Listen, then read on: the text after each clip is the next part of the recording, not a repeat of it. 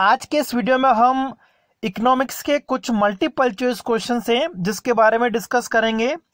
इनको मैं साथ साथ में हिंदी में इनका ट्रांसलेट कर लूँगा ताकि हिंदी मीडियम के जो स्टूडेंट्स हैं उनके लिए भी ये जो वीडियो है वो यूज़फुल रहें। तो देखिए, सबसे पहला जो आज का हमारा प्रश्न है उसको देखिए कि जो उदासीनता मानचित्र होता है या जिनको हम तटस्थता मानचित्र कहते हैं, उसमें जो तटस्थता वक्र होते हैं, इंडिफरेंस कर्व होते हैं, वो एक दूसरे को इंटरसेक्ट नहीं करते, एक दूसरे को काटते नहीं है। मतलब जो देखिए, ये आपने जैसे एक तटस्थता वक्र बनाया, इंडिफरेंस कर्व बनाया, एक हमने ये दूसरा बना दिया।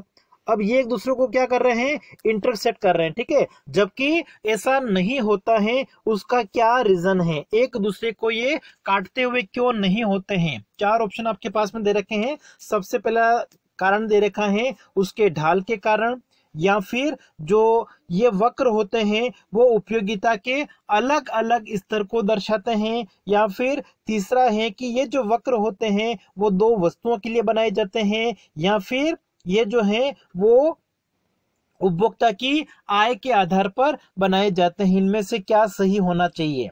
तो देखिए, जो आपका इनडिफरेंस मैप होता है, तटस्थता मानचित्र जिसको हम कहते हैं, उसमें जो इनडिफरेंस कर्व होते हैं, तटस्थता वक्र होते हैं, वो एक दूसरे को इंटरसेक्ट नहीं करते हैं। क्यों नहीं काटते हैं? क्योंकि सारे जो वक्र होते हैं वो संतुष्टि के अलग अलग स्तर को बताते हैं। प्रत्येक जो आपका इनडिफरेंस कर्व है उस पे संतुष्टि, जो सेटिस्फेक्शन होगा, उसका लेवल क्या होगा, अलग अलग होगा। तो करेक्ट आंसर इसमें आपका कौन सा होना चाहिए? Option B. ठीक है, इसको हिंदी में आप क्या कहोगे? उपयोगिता का अलग अलग स्तर प्रदर्शित करते हैं। ठीक है, ये जो वक्र होते हैं, आईसी इंडिफरेंस कर्व, तटस्थता वक्र, ये उपयोगिता के अलग अलग स्तर को दर्शाते हैं, इसलिए एक दूसरे को नहीं काटते हैं। अगला है परिवर्तनशील अनुपातों का जो नियम है उसमें क्या क्रम है। ठीक है, परिवर्तनशील अनुपातों नियम की अगर हम बात करें, उसमें हमने पढ़ा है कि उत्पादन का कम से कम एक साधन क्या होता है, स्थिर होता है, फिक्स्ड होता है, और जो दूसरे साधन होते हैं वो क्या होते हैं, परिवर्तनशील होते हैं, वेरिएबल। तो फिक्स फैक्टर के साथ में वेरिएबल फैक्टर को अगर हम यूज करते हैं, वेरिएबल फैक्टर की क्वांटिटी को हम जैसे जैसे बढ़ाएंगे तो जो प्रोडक्शन है, आउटपुट है, वो एक टाइम के बाद में क्या होता है, घटता है। लेकिन शुरू में क्या होगा, वो बढ़ेगा, उसके बाद में वो क्या होगा, कांस्टेंट हो जाएगा, और उसके बाद में क्या होगा, डिक्रीज हो जाता है, घटने लग जाता है। मतलब प्रारंभ में क्या होता है, बढ़ता है, उसके बाद में स्थिर होता है, और फिर घटता है। तो यहाँ पे देखिए क्रम आपका, सबसे पहले क्या आना चाहिए, स्थिर प्रतिफल आना चाहिए, उसके बाद में बढ़ते प्रतिफल आना चाहिए, और फिर घटते प्रतिफल आना चाहिए। ये आपका ए ऑप्शन है। बी ऑप्शन है कि सबसे पहले बढ़ते प्रतिफल, फिर स्थिर प्रतिफल, और फिर घटते प्रतिफल। सी ऑप्शन आपका है कि सबसे पहले घटते प्रतिफल आना चाहिए, उसके बाद में बढ़ते प्रतिफल आना चाहिए, और उसके बाद में स्थिर प्रतिफल। या डी आपका इनमें से कोई नहीं। तो मैंने आपको बताया था कि जो परिवर्तनशील अनुपातों का नियम है, लॉ ऑफ वेरिएबल प्रोपोर्शन में अगर हम देखते हैं तो जो उत्पादन होता है वो पहले क्या होता है, बढ़ता है, उसके बाद में स्थिर होता है, और उसके बाद में घटता है। तो करेक्ट ऑप्शन आपका कौन सा हो जाएगा? Option B.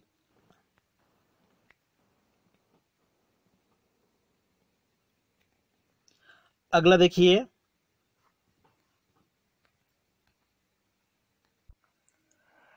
Price skimming strategy.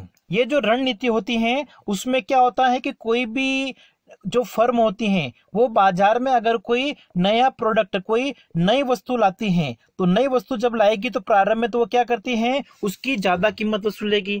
ठीक है, लेकिन एक समय बाद में उसको लगता है कि अब उसके वस्तु की मांग नहीं है, क्योंकि कुछ उपभोक्ता ऐसे हैं जो उसकी ऊंची कीमत होने के कारण उसको नहीं खरीद पा रहे हैं, तो फिर धीरे धीरे वो क्या करती हैं, उसकी कीमत में कमी करती हैं। ठीक है, इसका मतलब यहाँ पे जो आपका करेक्ट आंसर है वो हो जाएगा ऑप्शन ए हो जाएगा आपका। ठीक है, कि पहले शुरू में क्या होता है, जो फर्म है उसकी रणनीति, मतलब मूल्य निर्धारण की रणनीति को हम कहते हैं प्राइस स्कीमिंग, कीमत स्कीमिंग स्ट्रेटेजी। रणनीति जो होती है वो एक तरह से क्या होती है, नई वस्तु जब बाजार में लॉन्च की जाती है तो प्रारंभ में उसकी ज्यादा कीमत वसूली जाती है। तो ये आपका ऑप्शन इसमें कौन सा हो जाएगा? A option.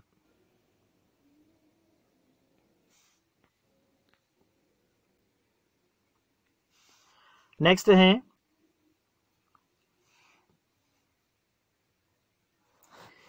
किसी वस्तु की कीमत में परिवर्तन होने से उससे जो संबंधित वस्तु हैं उसकी मांग में जो परिवर्तन होता है उसको किसके द्वारा मापा जाता है। ठीक है, किसी एक वस्तु की कीमत में परिवर्तन होने से, जैसे वस्तु X है उसकी कीमत में परिवर्तन होने से दूसरी वस्तु, माने कि दूसरी वस्तु कौन सी है, Y है, उसकी डिमांड, मांग में जो परिवर्तन हो रहा है उसको मापा जाता है, उसको क्या कहेंगे हम। तो देखिए किसी एक वस्तु की कीमत में बदलाव आ रहा है और उससे जो संबंधित वस्तुएं, चाहे वो कॉम्प्लीमेंट्री गुड्स हो सकती हैं, पूरक वस्तु, या फिर सब्स्टिट्यूट हो सकती है, प्रतिस्थापन वस्तु, उसकी मांग में जो परिवर्तन होता है उसका मापना एक तरह से हम क्या कहेंगे, मांग की आड़ी लोच या मांग की तिरछी लोच कहेंगे। Cross elasticity of demand. Correct answer आपका इसमें कौन सा हो जाएगा, ऑप्शन ए। ठीक है, किसी एक वस्तु की कीमत में बदलाव आने से या एक वस्तु की कीमत में कितना प्रतिशत परिवर्तन हो रहा है और उससे जो संबंधित वस्तु है उसकी मांग में कितना प्रतिशत परिवर्तन हो रहा है। जैसे कि पेट्रोल की कीमत में परिवर्तन होने से, ठीक है, पेट्रोल की कीमत में परिवर्तन होने से, पेट्रोल की प्राइस में अगर चेंज आता है तो उससे जो कार है उसकी डिमांड में कितना चेंजेस होता है उसको मापना, ये आपका क्या बताएगा, क्रॉस इलास्टिसिटी, जिसे हिंदी में कहा जाता है मांग की लोच या मांग की आड़ी लोच या मांग की तिरछी लोच कहते हैं हम। अगला देखिए,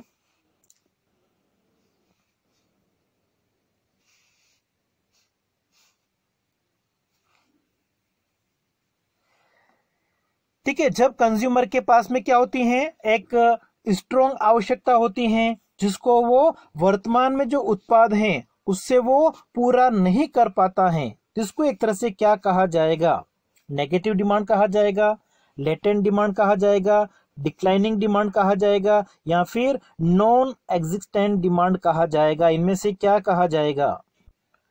तो इसमें आपका जो करेक्ट आंसर है वो हो जाएगा ऑप्शन बी हो जाएगा, लेटेंट डिमांड, या जिसको हम हिंदी में कहेंगे अव्यक्त मांग।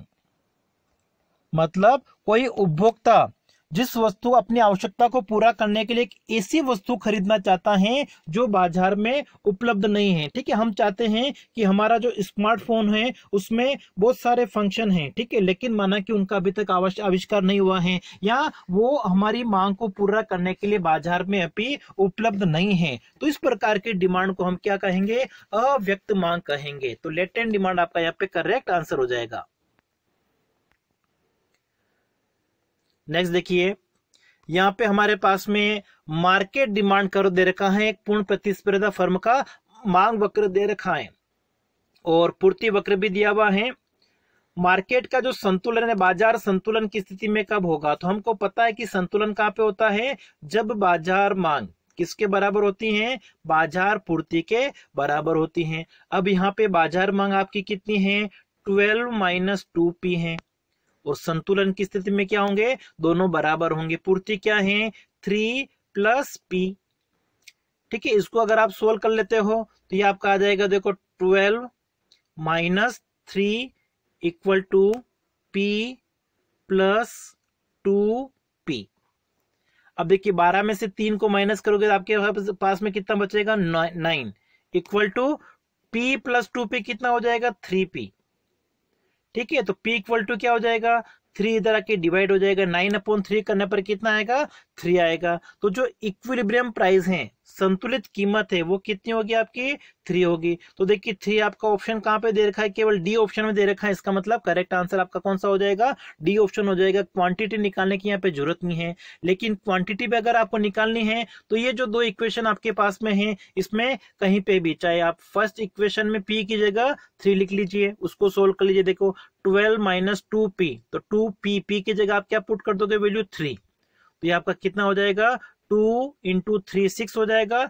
12 - 6 करोगे कितना बचेगा आपके पास में, 6 बचेगा। तो क्वांटिटी कितनी आ जाएगी, 6 आ जाएगी। यहाँ पे ये जो सेकंड इक्वेशन में, इसमें भी आप p की जगह कितना लिख दीजिए, 3 लिख दीजिए। तो 3 + 3 करोगे कितना आ जाएगा, 6 आ जाएगा। तो इक्विलिब्रियम क्वांटिटी आपकी जो संतुलित मात्रा है वो कितनी होगी, 6 होगी, और संतुलित कीमत कितनी होगी, प्राइस कितनी होगी, 3 होगी। नेक्स्ट है when demand is price in elastic.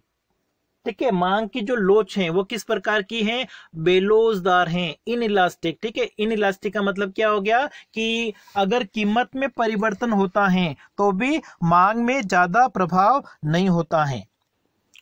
मतलब जब प्राइस बढ़ेगी तो जो खर्चा है, एक्सपेंडिचर है, वो क्या होगा, बढ़ेगा। या हम कह सकते हैं कि जो रेवेन्यू है वो क्या होगी, बढ़ेगी। और प्राइस कम होने पर क्या होगा, रेवेन्यू कम हो जाएगी या एक्सपेंडिचर क्या होगा, कम हो जाएगा। मतलब यहाँ पर अगर आप देखोगे चार ऑप्शन अगर हम देखें तो यहाँ पे क्या होना चाहिए, देखो फर्स्ट ऑप्शन आपका क्या दे रखा है, कीमत और कुल आगम जो हैं वो विपरीत दिशा में परिवर्तित होंगे। नहीं, मैंने आपको बताया कि कीमत अगर बढ़ेगी तो क्या होगी, टोटल रेवेन्यू भी क्या होनी चाहिए, बढ़नी चाहिए। मतलब सेम डायरेक्शन में, एक ही दिशा में परिवर्तित होगा। पहला आपका गलत हो गया। दूसरा आपका क्या है, जो विक्रेता है वो क्या करेगा, प्राइस को कम कर देगा अपनी टोटल रेवेन्यू को बढ़ाने के लिए। नहीं, ये भी नहीं दर्शाता है। मैंने आपको बताया क्या दर्शाता है, प्राइस बढ़ने पर टोटल रेवेन्यू क्या होगी, बढ़ेगी। प्राइस कम होने पर टोटल रेवेन्यू कम हो जाएगी। कीमत अगर बढ़ेगी तो कुल आगम बढ़ेगी,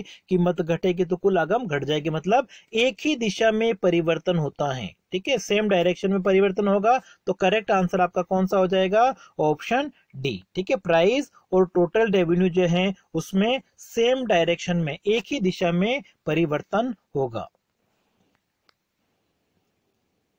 अगला हमारा है मैच द फॉलोइंग। ठीक है, हमें क्या करना है, यहाँ पे एक दूसरे के साथ में इसको मैच करना है। सबसे पहले अगर हम ग्रुप बिहेवियर की बात करें, ठीक है, जो आपका समूह व्यवहार है, समूह व्यवहार जो आपका है वो किसके साथ में संबंधित है, प्रोफेसर चेम्बरलिन के साथ में संबंधित हैं। तो ये आपका जो ए ऑप्शन है ग्रुप बिहेवियर, इसके लिए देखिए क्या आना चाहिए, फोर्थ। ठीक है, यहाँ पे आपका ये आ जाएगा। प्रोफेसर चेम्बरलिन जो है वो ग्रुप बिहेवियर की जो कंसेप्ट है उसके साथ में संबंधित है। नेक्स्ट आपका जो है द्विअधिकार। ठीक है, द्विअधिकार का मतलब क्या हो गया, दो विक्रेता होते हैं किसी वस्तु के, दो सेलर अगर हैं, दो विक्रेता, उसको हम क्या कहते हैं, ड्यूओपोली कहते हैं, द्विअधिकार कहते हैं। तो यहाँ पे आपके ऑप्शन बी में कौन सा ऑप्शन आना चाहिए, फर्स्ट आना चाहिए। उसके बाद में क्रेता और विक्रेता, द्विएकाधिकार की अगर हम बात करें जिसमें एक क्रेता है एक विक्रेता है, तो उसके लिए सी में आपका क्या आना चाहिए, सेकंड आना चाहिए। और उसके बाद में विंकुचित मांग वक्र, आपका डी आपका है विंकुचित मांग वक्र, जो किसके साथ में संबंधित है, स्वीजी के साथ में संबंधित है। तो इस तरीके से आपको इसमें मिलान करना है। नेक्स्ट देखिए, ठीक है, ये देखो ये तो ऑप्शन गलत होगा, मैंने आपको करेक्ट बता दिया है। इनकम इलास्टिसिटी ऑफ डिमांड, मांग की आय लोच जो है वो इंफीरियर, जो घटिया पदार्थ होते हैं, घटिया वस्तुएं होती हैं, निकृष्ट जिनको हम कहते हैं, घटिया या निकृष्ट वस्तुएं जो होती हैं उनके संदर्भ में आय लोच कैसी होगी। तो बिल्कुल सिंपल सा है। देखिए, घटिया वस्तुओं के संदर्भ में क्या होता है, अगर लोगों की इनकम बढ़ती है तो आय बढ़ने के साथ साथ में लोग क्या करेंगे, जो इंफीरियर गुड हैं उनकी डिमांड वो क्या करेंगे, कम करेंगे। और इनकम अगर कम होगी तो ऐसी वस्तुएं जो घटिया इंफीरियर, उनकी डिमांड क्या होगी, ज्यादा होगी, उनका ज्यादा प्रयोग किया जाएगा। तो यहाँ पे डायरेक्शन आप देखिए, इनकम ज्यादा होने पर डिमांड क्या है, कम। मतलब अपोजिट डायरेक्शन में चेंज हो रहा है, अलग अलग दिशा में, और अलग अलग दिशा में चेंज हो रहा है। इसका मतलब जो इलास्टिसिटी है, वो लोच है, वो कैसी होगी, नेगेटिव होगी, ऋणात्मक होगी। बी ऑप्शन आपका, ठीक है, ऋणात्मक। नेक्स्ट है गिफिन वस्तुओं के संदर्भ में कीमत घटने पर क्या होगा। पहला आपका है मांग स्थिर रहेगी, दूसरा है मांग बढ़ेगी, तीसरा है मांग घटेगी, या फिर मांग में असामान्य परिवर्तन होगा। अभी आपको मैंने बता दिया था कि प्राइस अगर घटती है तो डिमांड भी क्या होगी, घटेगी। ठीक है, जो गिफिन गुड्स होती हैं उसमें क्या होता है, प्राइस घटने पर डिमांड क्या होती है, घटती है। मतलब जो आपका डिमांड कर्व है वो कैसा होता है, ऊपर की ओर बढ़ता हुआ, अपवर्ड स्लोप का होता है। इस तरीके से जो क्या बता रहा है, प्राइस और डिमांड में एक ही डायरेक्शन में चेंज हो रहा है। प्राइस घटती है, कीमत घटती है तो मांग भी घटती है, कीमत बढ़ती है तो मांग भी बढ़ेगी। किसमें, गिफिन वस्तुओं में।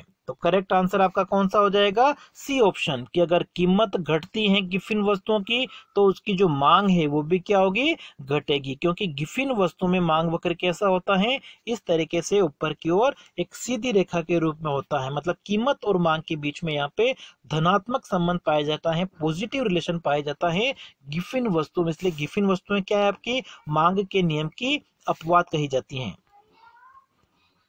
अगला है the major point on which business economics differ from pure economics. ठीक है, जो व्यावसायिक अर्थशास्त्र है वो प्योर शुद्ध अर्थशास्त्र से किस प्रकार से अलग हैं?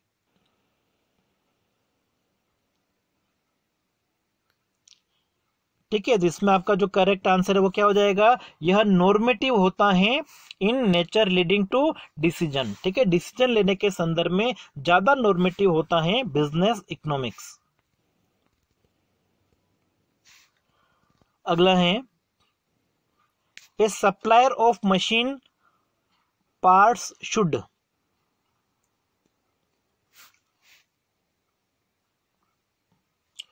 एक मशीन के जो पार्ट्स हैं उनकी पूर्ति करने वाला जो है वो क्या देखेगा? ठीक है, वो क्या देखेगा? उनके द्वारा जो चीज पूर्ति की जा रही है उसकी मार्केट में डिमांड कितनी है और लोग उसको कितना खरीद रहे, मतलब कस्टमर और मार्केट डिमांड दोनों को देखा जाएगा। बी ऑप्शन आपका यहाँ पे करेक्ट है। नेक्स्ट है एक उत्पादक है जो क्या करता है? किसी वस्तु की 1039 यूनिट जो है वो बनाता है, और एक minute, production of 1039 unit the average cost. हाँ, कि एक फर्म जो है वो कितना उत्पादन कर रही है? 1039 यूनिट का उत्पादन कर रही है किसी वस्तु का, तो उस समय जो एवरेज कॉस्ट है, औसत लागत है, वो क्या है? न्यूनतम है। For this level of production, ठीक है, उत्पादन के इस स्तर पर क्या होगा? देखिए, इसके लिए आप अगर डायग्राम बनाते हो तो ये हमारा डायग्राम है, ये औसत लागत है, एवरेज कॉस्ट है, यहाँ पे औसत लागत क्या है? न्यूनतम, और ये हमारा सीमांत लागत वक्र इस तरीके से जाता है। तो जब औसत लागत न्यूनतम होती है तो सीमांत लागत जो मार्जिनल कॉस्ट होती है वो क्या होगी? उसके बराबर होती है। इसका मतलब जहां पे औसत लागत न्यूनतम है वहां पे सीमांत लागत औसत लागत दोनों क्या होते हैं? इक्वल होते हैं। तो करेक्ट आंसर आपका कौन सा हो जाएगा? ए ऑप्शन, जो सीमांत लागत है मार्जिनल कॉस्ट वो क्या होगी? औसत लागत के बराबर होगी।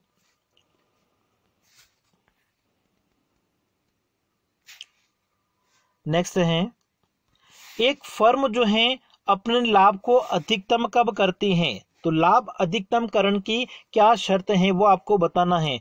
फर्स्ट क्या है कि जो औसत लागत है वो औसत आगम के बराबर होती है, या फिर दूसरा है कि जो औसत लागत है वो सीमांत आगम के बराबर होती है, या फिर तीसरा ऑप्शन आपका है कि सीमांत आगम जो है वो अधिकतम होती है, या फिर चौथा आपका है डी ऑप्शन कि सीमांत आगम सीमांत लागत के बराबर होती है।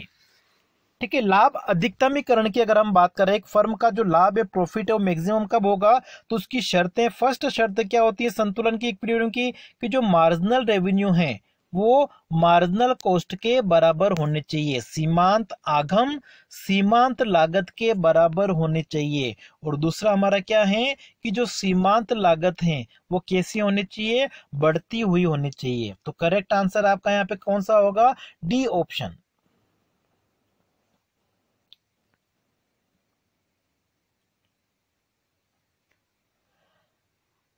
नेक्स्ट है एकाधिकार बाजार की स्थिति में इनमें से कौन सी कंडीशन नहीं होती हैं? ठीक है, इनमें से कौन सी कंडीशन नहीं होगी एकाधिकार बाजार में? देखिए, संतुलन की स्थिति में क्या होगा? सीमांत लागत और सीमांत आगम बराबर होते हैं, ये सही है। अल्पकाल में फर्म को सामान्य लाभ भी मिल सकता है, नॉर्मल प्रॉफिट, मतलब एवरेज कॉस्ट एवरेज रेवेन्यू के बराबर हो सकती है, ये भी सही है। तीसरा आपका है मार्जिनल रेवेन्यू और एवरेज रेवेन्यू दोनों बराबर होती नहीं, ये गलत है। मार्जिनल रेवेन्यू और एवरेज रेवेन्यू मोनोपोली की कंडीशन में बराबर नहीं होती है। ठीक है, कैसी होती है देखो, इनके जो वक्र है ऐसे नीचे गिरते हुए होते हैं। ये आपका एमआर वक्र होता है और ये होता है ए आर वक्र, दोनों क्या होते हैं, अलग अलग होते हैं। और क्या होता है, A R is greater than M R, मतलब औसत आगम जो होती है वो किससे ज्यादा होती हैं, सीमांत आगम से ज्यादा होती हैं, दोनों बराबर नहीं होते हैं। और उसके बाद हम देखिए डी ऑप्शन भी हो सकता है कि जो मार्जिनल रेवेन्यू है वो प्राइस के इक्वल होती है, ये भी गलत है, ऐसा भी नहीं होता है। मार्जिनल मतलब एआर आपका क्या एक तरह से प्राइस ही है। ठीक है, तो ये दोनों ऑप्शन तो लगभग आपको क्या है, सेम नजर आ रहे हैं।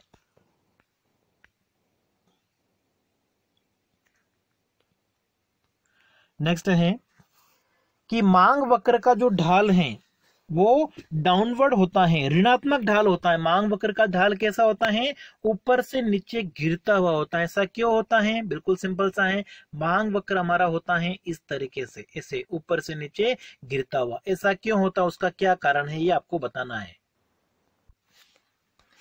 तो मांग वक्र में अगर हम देखें तो प्राइस अगर बढ़ेगी तो डिमांड क्या होती है, कम। मतलब मांग वक्र एक तरह से क्या दर्शाता है, वस्तु की कीमत और मांग डिमांड के बीच में विपरीत अपोजिट रिलेशन को बताता है। और इसी वजह से जो डिमांड कर्व है वो उसका स्लोप कैसा होता है, डाउनवर्ड स्लोप होता है। ये आपका डिमांड कर्व है, इस तरीके से बनता है। तो उसका रीजन क्या है, प्राइस और डिमांड में इनवर्स रिलेशन होता है। ठीक है, जब वस्तु की, देखो अब पहला ऑप्शन आपको क्या दे रखा है, प्राइस बढ़ने के साथ में वस्तु की जो मांग है, क्वांटिटी है, मात्रा है, वो बढ़ती है। नहीं, ऐसा नहीं होता है, मतलब पहला आपका क्या हो गया, गलत हो गया। दूसरा है कि प्राइस जब घटती है तो जो मांग की मात्रा है वो क्या होगी, बढ़ेगी। ये बिल्कुल सही आपका, प्राइस घटने पर, कीमत घटने पर वस्तु की मांग मात्रा क्या होगी, बढ़ेगी। सी ऑप्शन आपका क्या है, कीमत में परिवर्तन से मांग प्रभावित नहीं होती, है तो गलत है। और डी आपका है, वस्तु की मात्रा में जो परिवर्तन है वो कीमत में परिवर्तन से प्रभावित नहीं होते हैं, होता है क्या होता है, प्राइस अगर घटेगी तो डिमांड क्या होगी, बढ़ेगी। इसलिए आपका करेक्ट आंसर कौन सा हो जाएगा, इसमें ऑप्शन हो जाएगा आपका बी।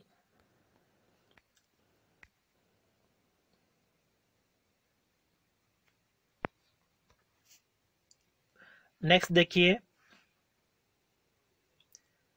मांग की आय लोच जो है वो किसी वस्तु के लिए ऋणात्मक है, इसका मतलब क्या हुआ।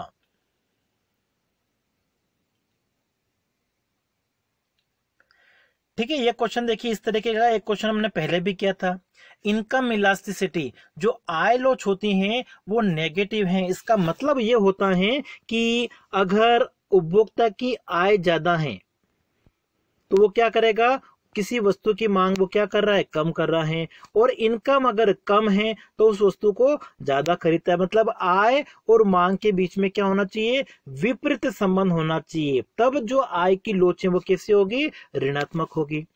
तो यहाँ पे देखिए पहला ऑप्शन आपको क्या दे रखा है कि जो वस्तु की है अधिक मात्रा खरीदी जाती है जब उसकी आय क्या हो, कम हो, बिल्कुल सही है। आय कम होने पर वस्तु की मांग क्या होगी, ज्यादा होगी, वस्तु की मांग अधिक की जाएगी। पहला ऑप्शन आपका यहाँ पे करेक्ट होगा। दूसरा भी पढ़ लीजिए, यदि आय बढ़ती है तो ज्यादा मांग की जाती है, फिर तो ये धनात्मक संबंध हो जाएगा आपका। ठीक है, लोच कैसी हो जाएगी, धनात्मक हो जाएगी। तो बी ऑप्शन आपका नहीं हो सकता है। तीसरा आपका है कि जब इनकम घटती है तो वस्तु की कम मात्रा खरीदी जाती है, तो ये भी आपका क्या दर्शाएगा, पॉजिटिव दर्शा रहा है। मतलब नेगेटिव के लिए क्या जरूरी है, एक इनकम अगर बढ़ रही है तो डिमांड क्या होनी चाहिए, कम। ठीक है, या इनकम अगर कम हो रही तो डिमांड क्या होनी चाहिए, बढ़नी चाहिए। मतलब दोनों में विपरीत अपोजिट डायरेक्शन, विपरीत दिशा में परिवर्तन होना चाहिए।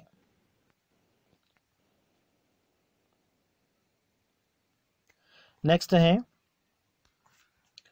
उपयोगिता अधिकतम। उपयोगिता अधिकतमीकरण की अगर हम बात कर रहे हैं तो उस समय उपभोक्ता के सामने कौन कौन से प्रतिबंध होते हैं। तो उपभोक्ता की आय हो सकती है, वस्तुओं का जो चयन कर रहा है वो हो सकती है, वस्तुओं की कीमतें हो सकती हैं, ये सारे उसके सामने प्रतिबंध हो सकते हैं। इसलिए करेक्ट आंसर आपका डी ऑप्शन। नेक्स्ट है उपभोक्ताओं का जो लाभ है वो सबसे ज्यादा किस में होता है। देखिए उपभोक्ता को सबसे ज्यादा लाभ किस में होगा, जिसमें वस्तु की कीमत क्या होगी, बहुत कम होगी, मिनिमम होगी। और वस्तु की जो कीमत है, किसी वस्तु की कीमत न्यूनतम किस में होती है, एक तरह से ये आपकी होती हैं परफेक्ट कंपटीशन मार्केट में, पूर्ण प्रतियोगिता बाजार में होती हैं। इसलिए पूर्ण प्रतियोगिता बाजार में उपभोक्ताओं को जो लाभ है वो क्या होता है, सबसे ज्यादा होता है। तो बी ऑप्शन आपका यहाँ पे करेक्ट होगा। ठीक है, ये आपका लिखा हुआ है अपूर्ण प्रतिस्पर्धा बाजार, दूसरा आपका है पूर्ण प्रतियोगिता बाजार, तीसरा आपका है एकाधिकार बाजार, या चौथा आपका है विनियमित बाजार। तो परफेक्ट कंपटीशन मार्केट जो होता है, पूर्ण प्रतियोगिता बाजार में क्या होता है, उपभोक्ताओं का जो लाभ है वो अधिकतम होता है, क्योंकि इसमें कीमत एक तरह से क्या होती है, बहुत कम होती है। और जो प्रोड्यूसर हैं उनको AR=AC मतलब न्यूनतम लाभ, जिसको हम सामान्य लाभ कहते हैं, उसकी प्राप्ति होती है। इसलिए कीमत सबसे कम इसी में होती है।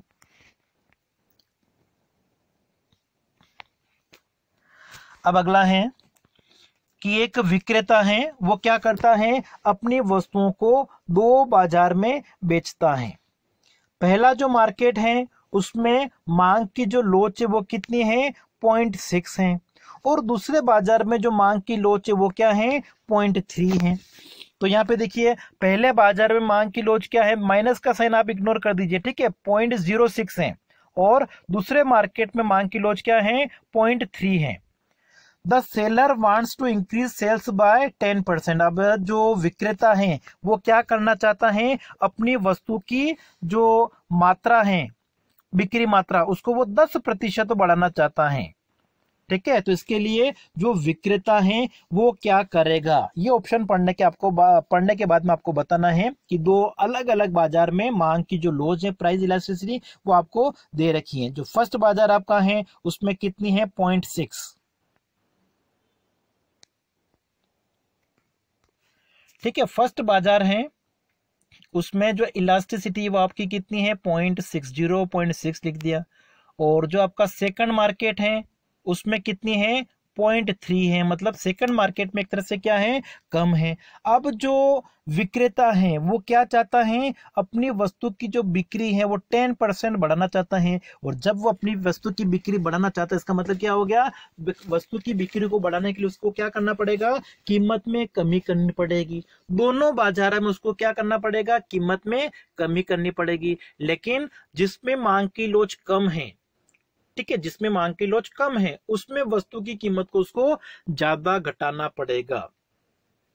तो देखिए यहाँ पे ऑप्शन आपका कौन सा होना चाहिए, दोनों बाजारों में वो क्या करेगा, समान अनुपात से कीमत में कमी करेगा, नहीं, क्योंकि दोनों बाजारों में मांग की लोच क्या है, अलग अलग है। इसलिए वो दोनों बाजारों में समान अनुपात में कीमत में कमी नहीं करेगा। वो मांग को 10% बढ़ाना चाहता है तो कीमत को घटाएगा दोनों बाजारों में, लेकिन समान अनुपात में नहीं। तो पहला ऑप्शन तो आपका क्या हो गया, गलत। दूसरा है कि फर्स्ट मार्केट में वो क्या करेगा, इंक्रीज करेगा, कीमत को बढ़ाएगा, और दूसरे बाजार में क्या करेगा, कम करेगा, नहीं, ऐसा भी नहीं होगा। तीसरा है फर्स्ट मार्केट में वो कम करेगा, दूसरे मार्केट में बढ़ाएगा, ये भी नहीं होगा, तीसरा ऑप्शन भी। चौथा ऑप्शन आपका क्या है, decrease the price in first market and second market, प्रथम और द्वितीय दोनों बाजारों में कीमत में कमी करेगा, बिल्कुल सही है। लेकिन सेकंड मार्केट में क्या करेगा, ज्यादा कमी करेगा, क्योंकि सेकंड मार्केट में मांग की लोच क्या है, बेरोजगार है, ज्यादा बेरोजगार है। मतलब ठीक है, जिसमें मांग की लोच ज्यादा बेरोजगार होगी उसमें कीमत में ज्यादा कमी की जाएगी। तो सेकंड ऑप्शन मतलब डी ऑप्शन आपका यहाँ पे क्या होगा, सही आंसर है।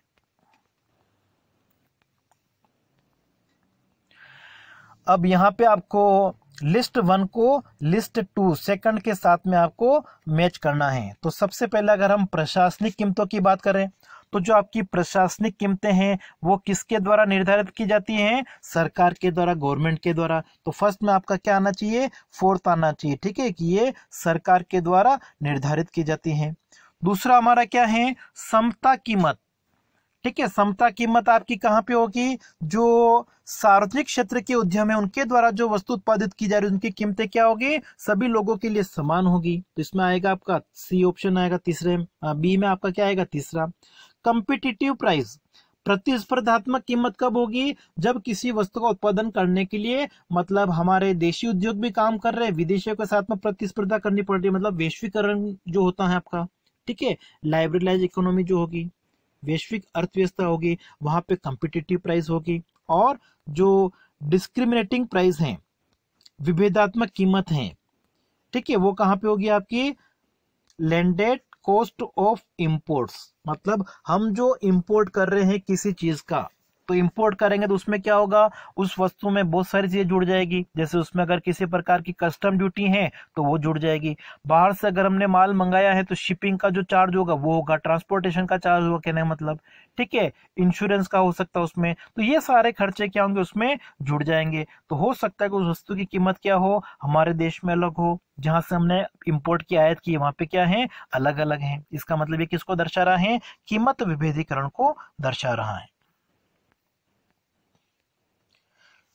अगला है पूर्ण प्रतियोगिता बाजार जो है उसकी विशेषता इनमें से कौन सी है? पूर्ण प्रतियोगिता बाजार, परफेक्ट कंपटीशन मार्केट जो होता है, परफेक्ट कंपटीशन भी हम कह सकते हैं, इसमें क्या होता है? विक्रेता और क्रेता दोनों क्या होते हैं? अधिक संख्या में होते हैं, तो पहला तो सही है आपका।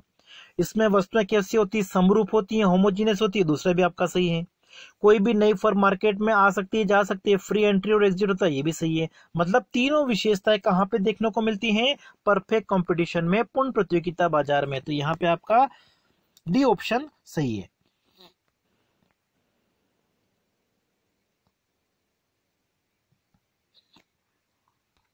नेक्स्ट आपका जो है विदेशी विनिमय दर या विदेशी विनिमय बाजार के बारे में है, जिसमें सूचनाएं जो हैं वो किसके द्वारा उपलब्ध कराई जाएगी, ठीक है, जो भी आदान प्रदान हो रहा है चीजों का, ठीक है, बायर्स और सेलर्स होते हैं, वो जो क्रय विक्रय कर रहे हैं, तो उसके लिए जो सूचनाएं हैं वो किसके द्वारा उपलब्ध कराई जाती हैं? ब्रोकर्स के द्वारा।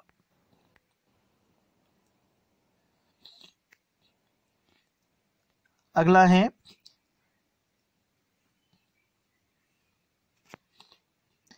जब किसी फर्म के द्वारा यह देखा जाता है कि कुछ जो नए उपभोक्ता हैं वो भी उस वस्तु का प्रयोग कर सकते हैं लेकिन प्रयोग नहीं कर रहे हैं, तो फर्म के द्वारा क्या प्रयास किया जाएगा कि जो लोग उसके द्वारा उत्पादित वस्तु का प्रयोग नहीं कर रहे हैं वो भी क्या करें? उसका प्रयोग करें। तो उसके लिए वो जो नीति अपनाएगी उसको क्या कहा जाएगा? एक तरह से उसको कहा जाएगा बाजार में प्रवेश की नीति, ठीक है। बी ऑप्शन आपका यहाँ पे सही होगा।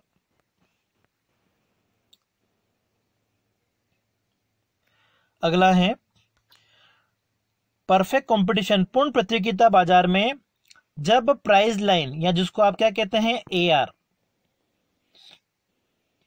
वो मिनिमम पॉइंट ऑफ एबीसी से जाती है, मतलब AR और ABC जब बराबर होती हैं, वस्तु की जो कीमत है वो परिवर्तनशील लागत के बराबर है, मतलब एक वस्तु की जो कीमत है उसमें जो परिवर्तनशील साधनों पर जो खर्चा हो रहा है उसी को प्राप्त किया जा रहा है। अगर उससे भी कीमत कम हो जाएगी तो एक फर्म क्या करेगी? अपना उत्पादन बंद कर देगी, जिसको हम क्या कहते हैं? शट डाउन पॉइंट कहते हैं। आपका शट डाउन उत्पादन बंदी बिंदु क्या होता है?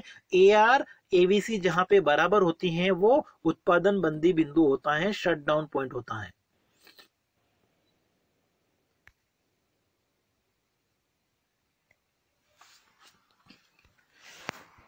देखिए जब सीमांत आगम 0 से कम है तो TR जो कुल आगम है उसकी क्या स्थिति होगी? तो इसके लिए आपको सीमांत आगम और कुल आगम के बीच में संबंध पता होना चाहिए। ये देखिए आपका यहाँ पे सीमांत आगम क्या है? ऋणात्मक है। लेस देन 0 का मतलब क्या हो गया? ऋणात्मक। तो उसमें जो TR है वो क्या हो रहा है? घटने लग गया है। इसका मतलब करेक्ट आंसर आपका कौन सा हो जाएगा? ऑप्शन हो जाएगा आपका तीसरा, कि जब सीमांत आगम ऋणात्मक होती है, ठीक है, लेस देन 0 लिखा हुआ है, 0 से कम होती है, इसका मतलब ऋणात्मक है, तो उस समय कुल आगम टोटल रेवेन्यू क्या होगी? घटने लग जाएगी।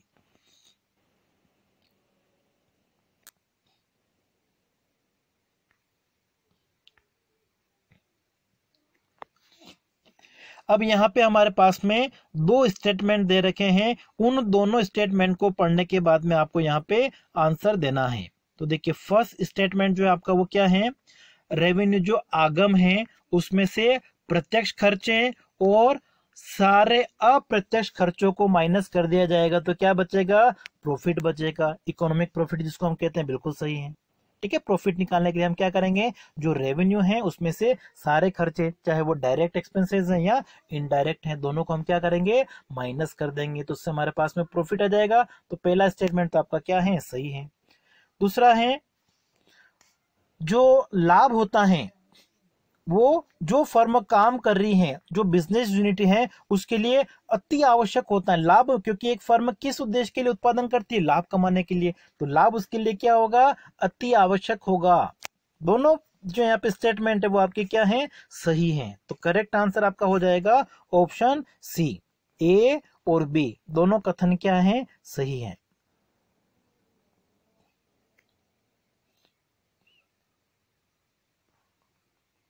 अगला है, in production unit the fundamental objective of, ठीक है, यहाँ पे खाली स्थान है, इसमें क्या आना चाहिए, to identify and analyse the basic determinants of consumer needs, उपभोक्ता की जो आवश्यकताएं हैं, ठीक है, उनका निर्धारण करने के लिए कौन से यहाँ पे फंक्शन का प्रयोग किया जाता है। उपभोक्ता की मांग क्या है, किसी वस्तु की मांग की जो अवधारणा आपकी डिमांड एनालिसिस, ठीक है, वही आपका यहाँ पे आंसर होगा कि मांग का जो विश्लेषण है, मांग की जो अवधारणा है, उसका प्रयोग किसके लिए किया जाता है, उपभोक्ताओं की जो वांट्स होती है, उनकी जो नीड्स होती हैं, उनका निर्धारण करने के लिए किया जाता है।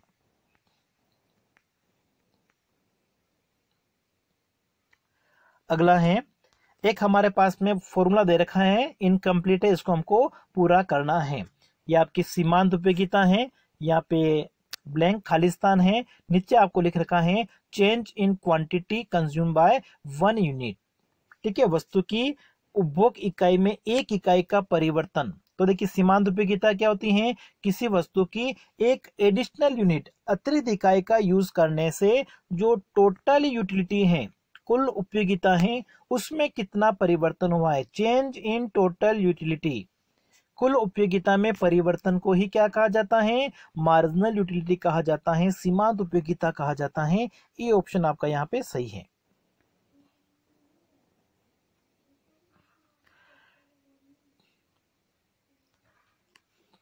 अगला देखिए,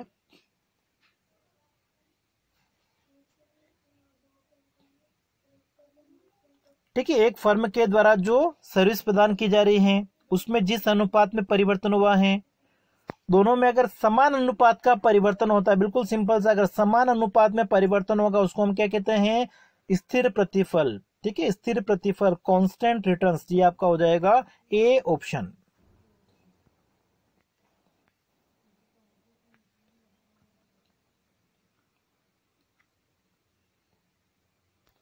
अगला है, the ratio of exchange between two groups in difference curve analysis, जो तटस्थता वक्र विश्लेषण है उसमें दो वर्गों में जो एक्सचेंज होता है, विनिमय होता है, उसके अनुपात को हम क्या कहेंगे, दो वस्तुओं की कीमतों का अनुपात आपको क्या होता है, P X upon P Y होता है।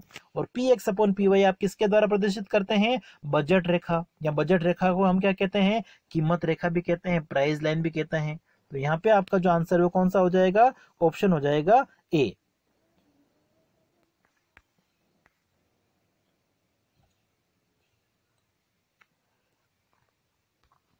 फिर यहाँ पे आपको एक डेफिनेशन दे रखी है, the utility from a bundle of goods will be maximum when the marginal utility of each commodity is equal to the price multiply by marginal utility of money, ठीक है। तो ये जो डेफिनेशन है वो किसके द्वारा दी गई है, एक वस्तुओं का बंडल है, संयोग है,